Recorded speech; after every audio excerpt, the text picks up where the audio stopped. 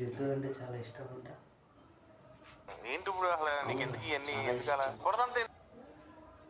ఈరోజు సార్ నన్ను పొద్దున పంది అని తిట్టారా. చూసాడుగా ఏంటి బాబా అన్న ఇంకోసారి పొద్దున పంది అని తిట్టారా. అంటే నేను జంతువులే కదా. ఏం చేద్దామంటావు మరి? ఎందుక పనికి మాలిన రావులు నాకు అర్థం కాదు. కొద్దిగా నెమ్మదేమన్నా ప్లీజ్. సిగ్గు కూడా లేదా? చిచి, ముఖం మీద ఉమ్మేసినా కానీ సిగ్గు లేదా? సిగ్గుండా ఏమన్నా?